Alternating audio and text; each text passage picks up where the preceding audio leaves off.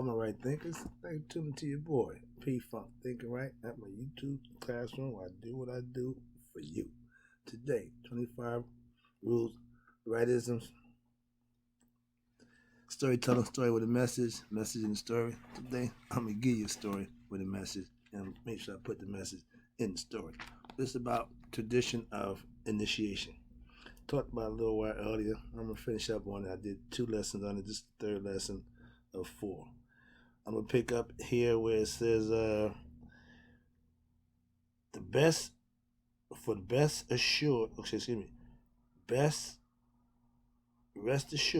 that if you stick with the teachings of right thoughts philosophy, right thinking aspects, see it through, eventually you will reach your appointed goal of becoming spiritually enlightened. That's like graduation class. That's like making all the requirements, meeting all the requirements necessary for you to become spiritually enlightened. With the use of right thoughts philosophy, now you can also self-initiate yourself to make the mystical path of yoga your life's endeavor. If you choose not to join a group, but if you choose to put forth your best effort and follow the rules laid forth, you can initiate yourself into your own personal order and do whatever it is you need to do for yourself. If that works for you, by all means. Again, getting spiritually enlightened is your job, by any means necessary. Okay? Let's go. By doing that, you must develop this strong desire to really discover who you are and what the world is. But you must have a deep-rooted conviction, serious about what you're doing, and that will make it possible for you to fully understand and apply the principles, disciplines of right thoughts philosophy, of yoga, into your everyday life. To master all your life situations, you have to be your best self at all times. Hence, a way of life. It ain't something you can say, well, I studied a little bit and I'll be right thinking today, but no. If you're not putting in the work, remember, if you ain't convicted, if you ain't all in, you're wasting your time. Anything in life, if worth having, it's worth putting in the work, the effort, energy to get it. You only get out what you put in. So put your best foot forward and get the best results out of it, because you're the one that's going to benefit. Okay? Being self-initiated, check this out, is okay, but at some point, you may want to get properly initiated into an order with a teacher or master or trained spiritual preceptor. This means your desires of aligning yourself because you want to be better. You're aligning yourself with the right thoughts philosophy, spiritual tradition of having a spiritual advisor. Yours truly. That's what I do on a week-to-week basis. Like a minister, like a pastor of the church. If you're a right thinker, you're following my teachings. You're following the concepts that I set forth.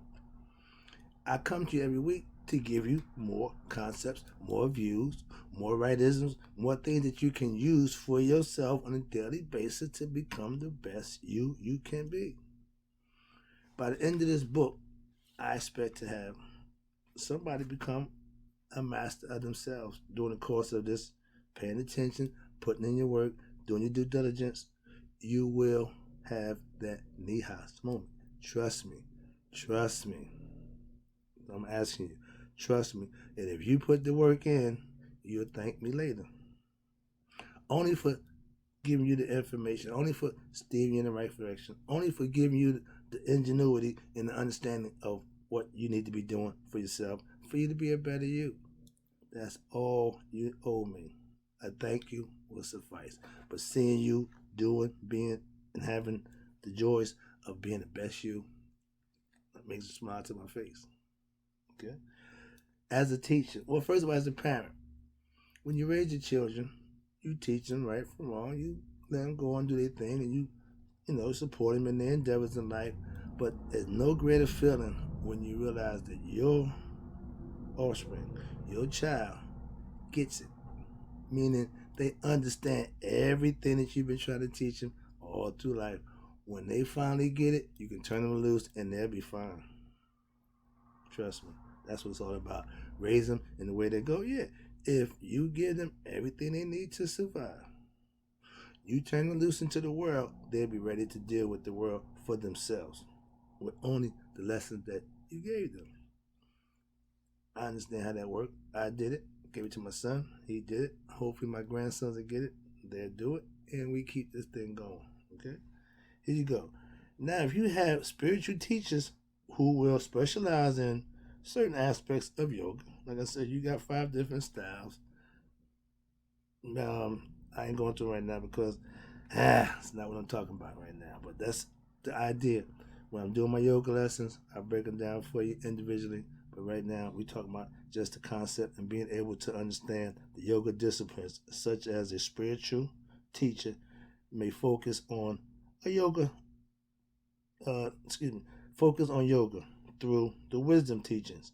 This means you're studying, reflecting, rationalizing in order to gain an understanding of spiritual intellect, which will allow you to discover your spiritual truth. If you're not trying to find out who you are, you're wasting your time living, because that's the key. Knowing thyself was the creed left to us by our ancient ancestors. Okay? Another spiritual preceptor might focus on developing, disciplining the body through physical exercise and breathing techniques in order to achieve his goal. You got some guys who do the physical fitness thing. That's the Tantra yoga, okay? That's when you getting into the poses, taking the breathing exercise. I go to the gym every morning. Right now I'm going out on my deck. But I work out every day on my own. I meditate, I pray, but I also work out. First thing is you got to keep the body. You got to feed the body, exercise it, keep it loose. Body in motion stays in motion. Then you got to take care of the mental aspect. That's the thinking process. That's why I come in that. You have to meditate. Meditate is like flushing out the garbage on your computer when you accumulate a whole much stuff. Okay, you trash it. Meditation is like trashing unwanted thoughts, useless concepts and views that you don't need to carry them. Flush them out. Keep yourself fresh for intaking new information. I love taking information. Just what I like to do. It's called learning. All right. But these are things that when you are doing these things, another preceptor focus on praying. That's devotion.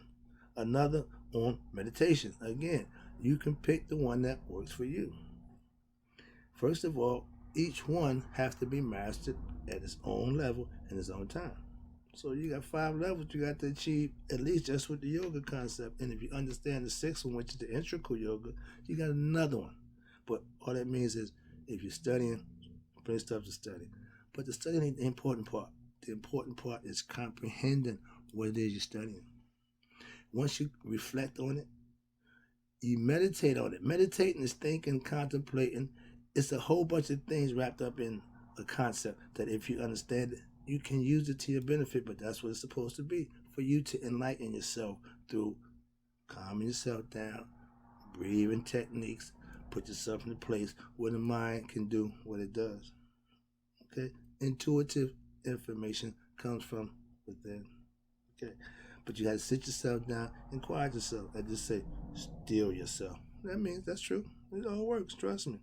But now, if you can find a spiritual master, you got one, who is versed in all the aspects, in other words, an integral master of yoga styles. No more. The one that I'm least proficient in is Tantra. I'm not doing. You know about the Kama Sutra, the sexual positions, there 26 of them. Don't care. Okay, that's young people. I ain't got time for all that. Okay, I want the mental aspect. I already got the physical part. I do that at the gym, and my soul, my spirit, my essence, which I've kind of realized, understand what and who it is. That's the most beautiful part about your life. Once you reach that level, and most of our elders reach that level. Why? Because at a certain point in time, your life is going to change. It's going to slow down. It's going to get less hectic.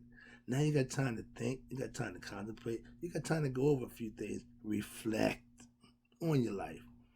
And if you still doing the things at 60, you doing at 30,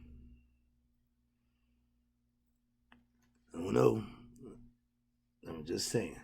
So when you change, you get older, you do things that older people do. More sitting around contemplating, more appreciation. I called my mother, wish her happy birthday. She said, "You just caught me. I just got finished praying." This is before 7 in the morning.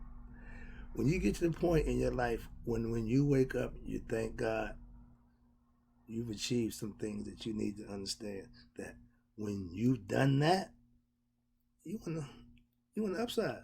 You winning. Every day that you get up, every day you get a chance to do what it is you do, you winning. Some of us don't wake up. So that's why I thank God every morning before I hit the floor. I'm thanking God with eyes open. Thank you, Lord. I got it from here. I've always felt that way in life, but now that I've got a spiritual aspect and understanding, I would fully get it. I fully get it now. I didn't get it before, but I know there's something about it, but I understand it now. That's why spiritual knowledge is important. I call it that because God is a spirit. It's an essence. He's not a tangible thing. So spiritually, we're gonna understand who God is. Hence, spiritual knowledge. When you get spiritual knowledge, you have knowledge of God, and you also have knowledge of self. Hence, know thyself. The creed for right thinking is just that. I want you to know who you are. I'll be back.